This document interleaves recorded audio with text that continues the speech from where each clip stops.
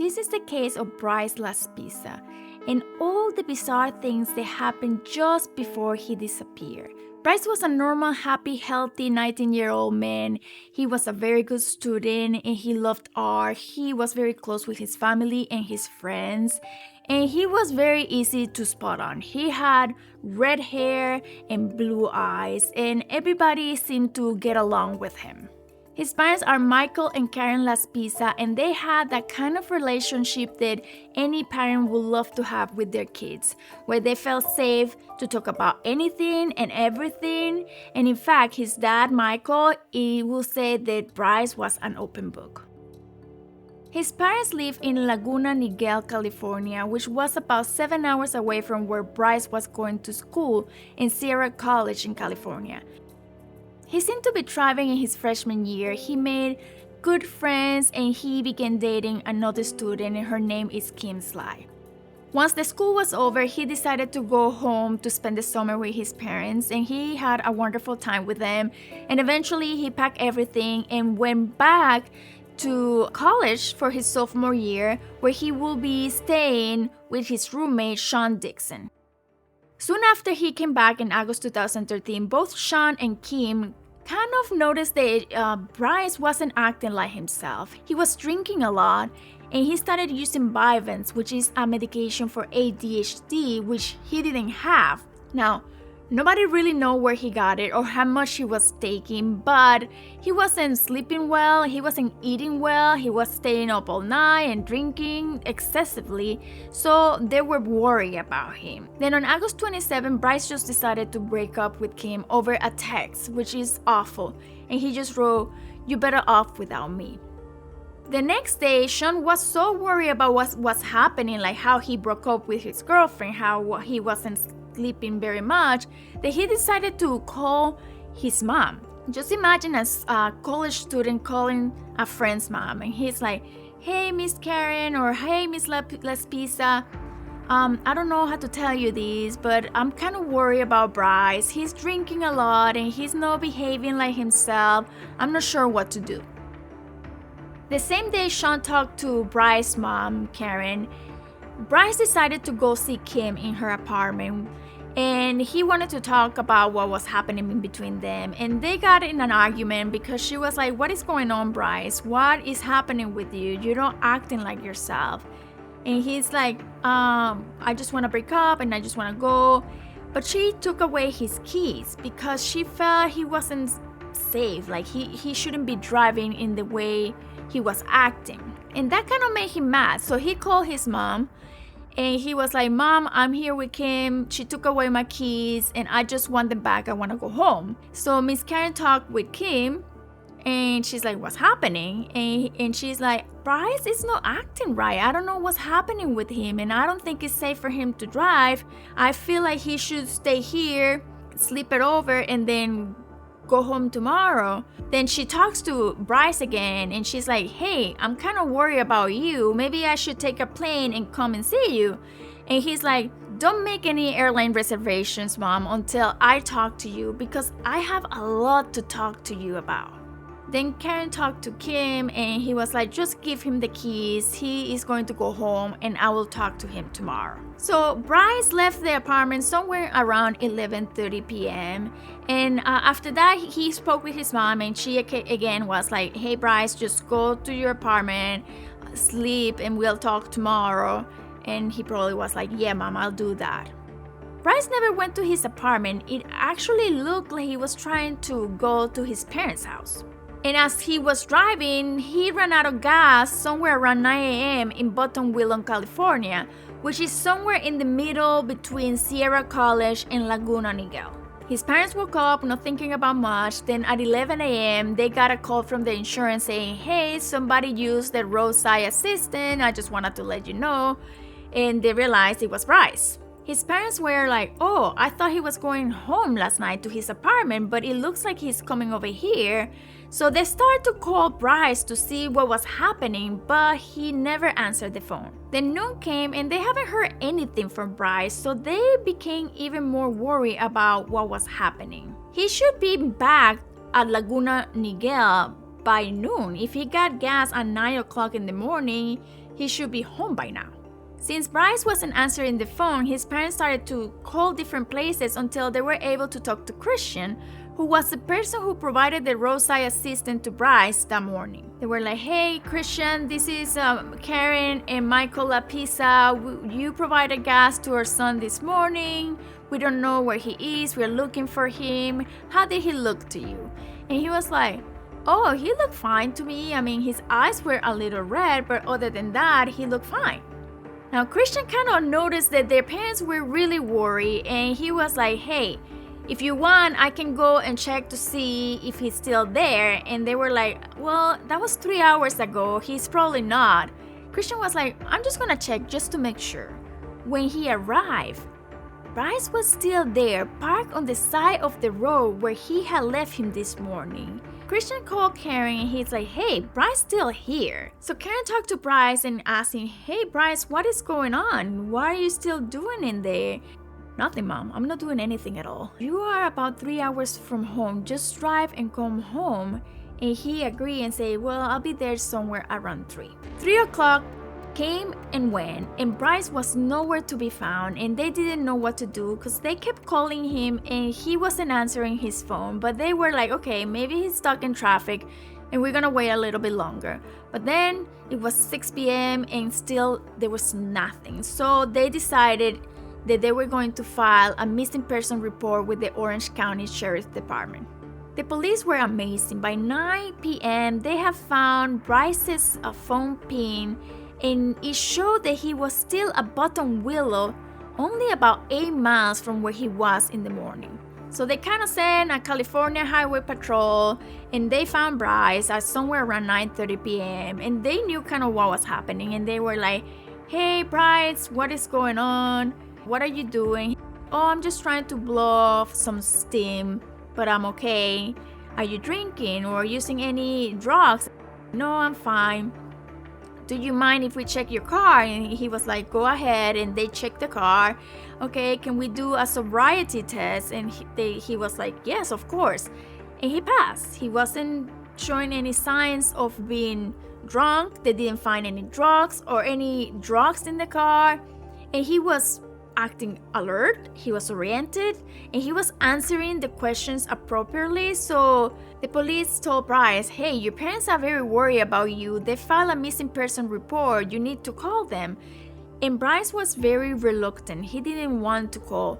And eventually the police officers actually called Karen and they spoke with her, and she asked, hey, is Bryce okay? And the officers, he seems to be doing okay.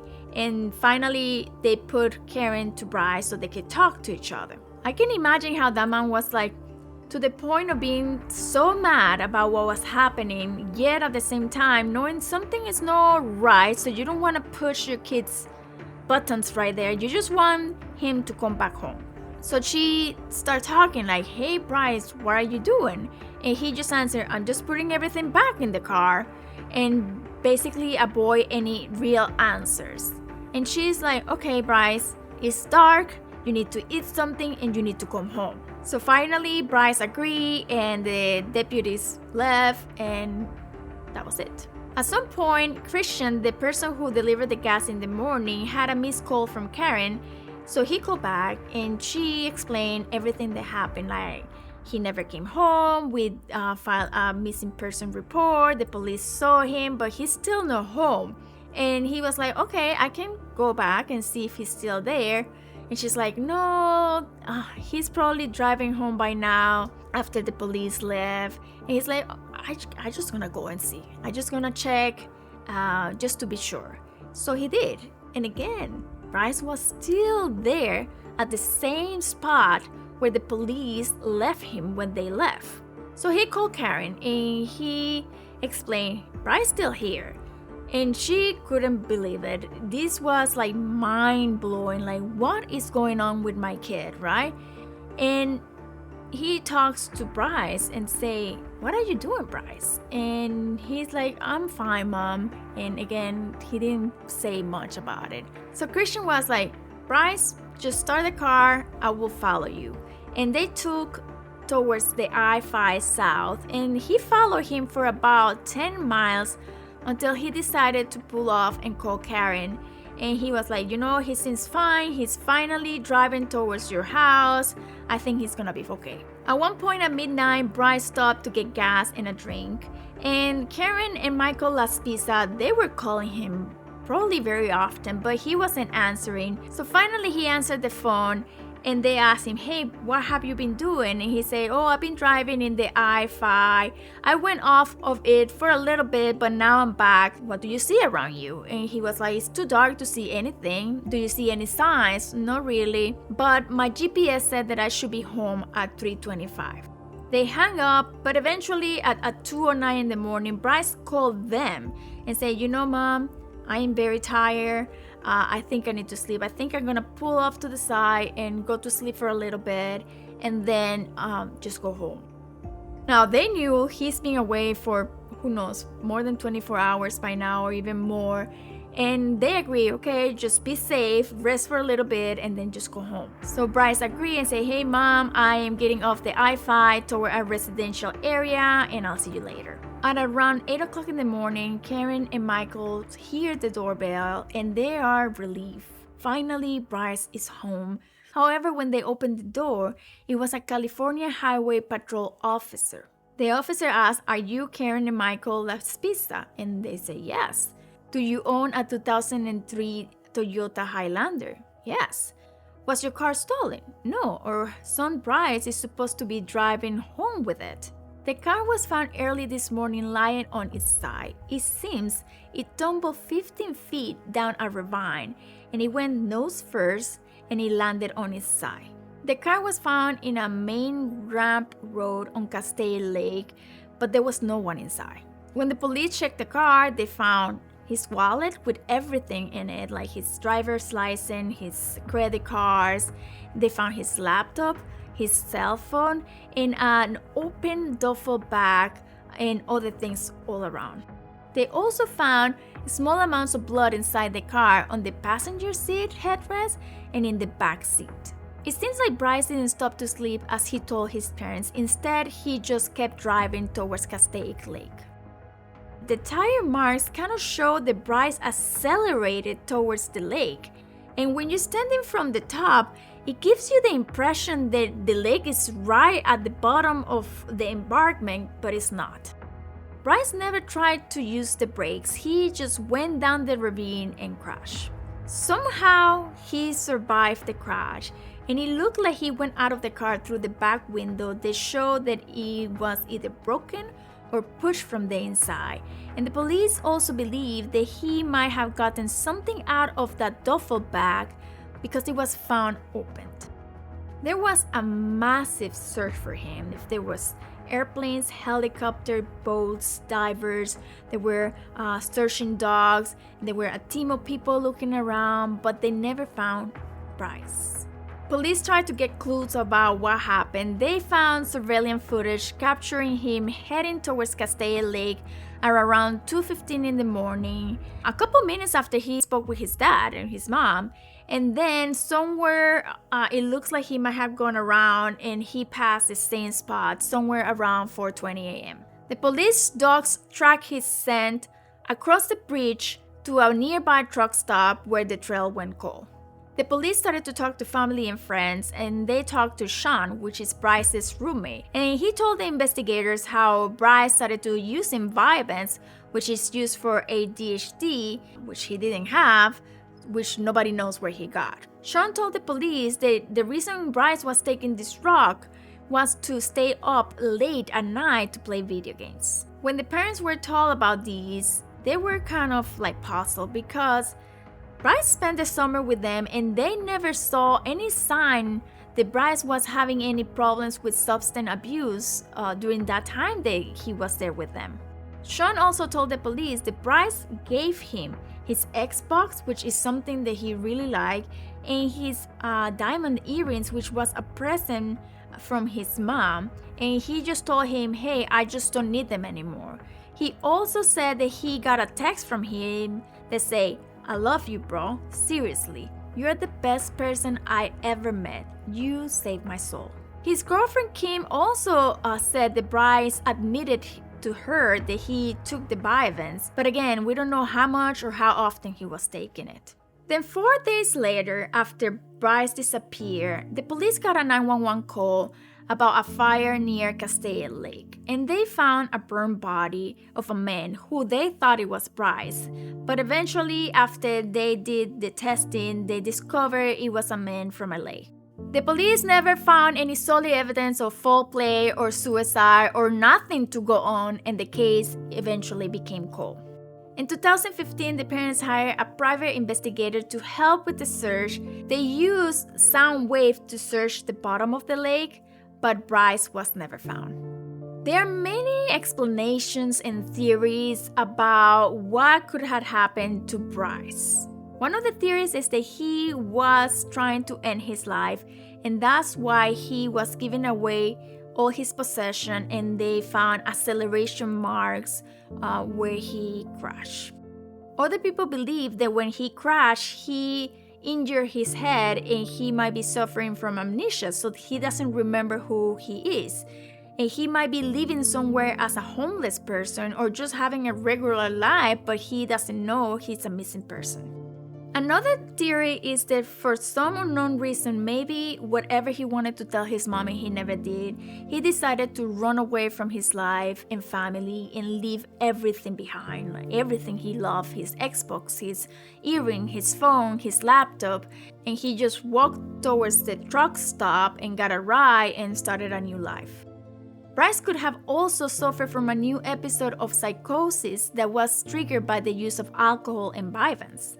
This episode could have left him lost in his own auditory and visual hallucinations to the point that he spent hours sitting in there and he didn't notice it. Or maybe he was met with foul play after he got a ride at the truck stop and his body has never been found. Now, over the years, many tips and sightings have been reported, yet none have successfully led to Bryce. It's been over 10 years and I cannot even imagine the anguish his parents are still enduring. The uncertainty of not knowing if he's alive or dead or if he needs help is just heartbreaking. Bryce is described as a white male with red hair, blue eyes, and is 5 feet 11 inches tall. He has a very unique tattoo in his left shoulder of a Taurus bull head and his birthday on Roman numerals. Since it's been a long time since he went missing, and to help people identify him, the National Center for Missing and Exploited Children has released an age progression image showing how Bryce might look today. If you have any information, no matter how small it is, please call Los Angeles County Sheriff Department at 818-984-0630. I really hope Bryce is found and his family finally has some answers and some closure.